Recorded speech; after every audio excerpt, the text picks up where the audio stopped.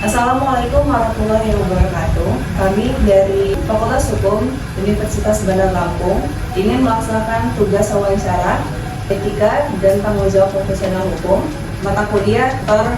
Lukmanul Hakim, SHMH. Selamat menyaksikan. Saya Febran Mulyatmaja, SHMH, LBH Kesehatan sebagai Ketua Umum. Samping kiri saya ada Pak Yusril, Ketua Bidang Kesekretariatan dari DPW, DPD untuk koordinasi dan berikut kemitraan kita lembaga spesialis kebanyakan sama Pak Yusril.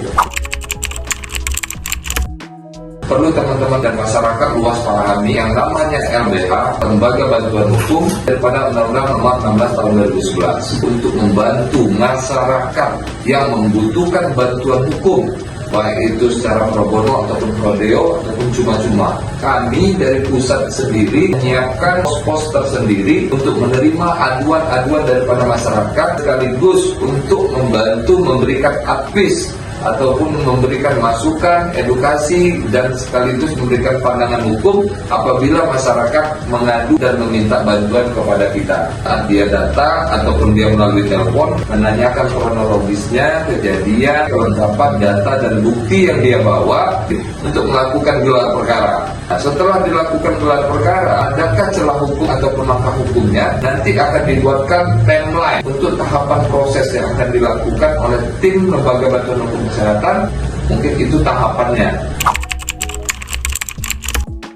Sebagai lawyer, ada saja penurunan integritas, bukan cuma hanya lembaga, tetapi para oknum-oknum yang terkadang merusak dari nama lawyernya itu sendiri, ikut juga dia merusak kepada lembaga. Saya selalu menekankan kepada teman-teman daripada pengacara yang ada di LBHKIS, saya selalu berikan advis arahan kalau yang namanya klien ataupun mitra itu datang meminta bantuan, kita harus berikan yang terbaik dan jangan pernah untuk berbicara janji, apalagi menjanjikan suatu kemenangan. Melainkan kita kasih hal yang harus dilakukan, tahapan-tahapannya, baik itu prosesnya, mekanisme, prosedur, dan juga celah hukum, baik itu langkah hukum dan juga penyelesaian. Kita arahkan satu demi satu, kita tuntun sehingga keamanan, kenyamanan bagi para mitra dan para masyarakat itu terjaga. Bisa dibilang sangat-sangat berat. Lalu kita tidak menunjukkan integritas tadi. Itu kepercayaannya klien ataupun mitra itu tidak bisa semerta-merta karena awalnya kita layani dengan baik ataupun kita bermanis-manis, itu nggak bisa seperti itu. Melainkan kita harus betul-betul intens komunikasinya, kita kasih langkah-langkahnya. Apabila mereka menanyakan sesuatu hal berkaitan dengan permasalahan hukum yang dialami sama klien, kita pun harus kasih yang terbaik jawabannya. Jangan melenceng kemana-mana, apalagi sampai curhat. Jangan pernah berbicara janji, jangan pernah berbicara kemenangan akan diraih, tapi prosesnya tidak dijalankan.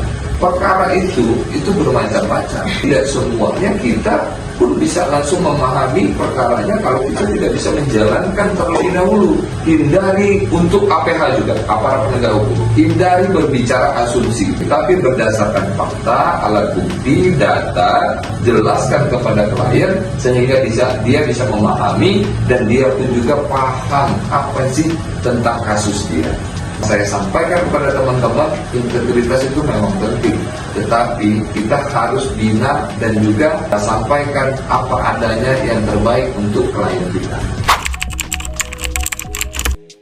Faktor ini bermacam-macam ya dinamikanya. Terkadang klien itu mau cepat, terkadang klien itu tidak jujur dengan permasalahan hukum yang dia alami, dan juga berkaitan dengan perkara yang mohon maaf ya, perkara itu terkadang memang sengaja dibuat. Jadi ada yang klien itu tidak jujur sehingga mempersulit kita sebagai lawyer ataupun sebagai lembaga untuk mencarikan langkah hukum, celah hukum seperti apa sehingga klien ini bisa selamat ataupun klien ini bisa terhindar dari permasalahan hukum dia. Di situ yang terkadang faktor-faktor ketidakjujuran daripada klien dan mitra yang membuat para advokat dan lembaga ini kesusahan. Karena yang akan ditemukan fakta-fakta di lapangan itu pasti nanti berbeda jauh. Yang tidak baik ini kan larinya ke pengacara, karena seolah-olah pengacara ini tidak melakukan gelar perkara, tidak membuka data secara utuh, melainkan terima-terima saja.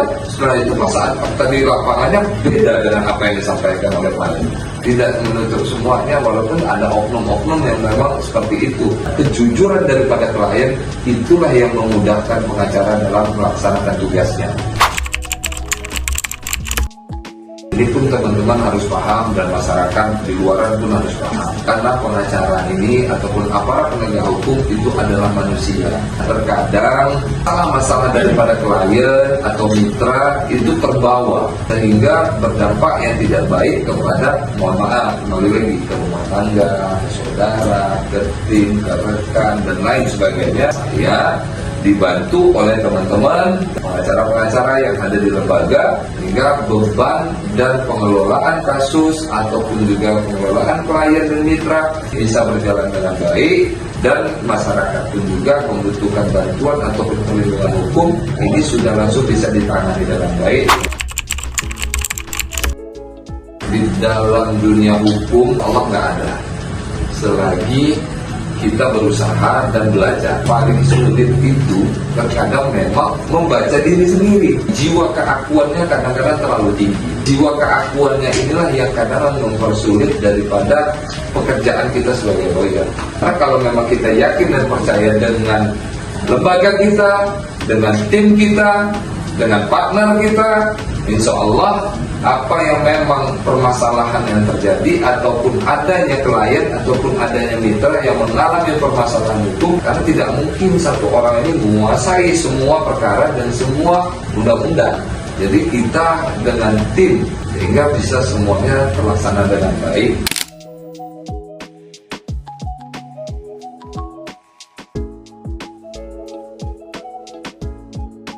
Terima kasih kami ucapkan kepada jajaran pengurus LBH KIS, khususnya Ketua Umum LBH KIS, Pak Willy, yang telah meluangkan waktunya untuk sesi wawancara tugas kuliah kami, etika dan tanggung jawab profesi. Semoga ilmu dan pengalaman yang disampaikan bermanfaat petugas mata kuliah kami. Terima kasih. Wassalamualaikum warahmatullahi wabarakatuh.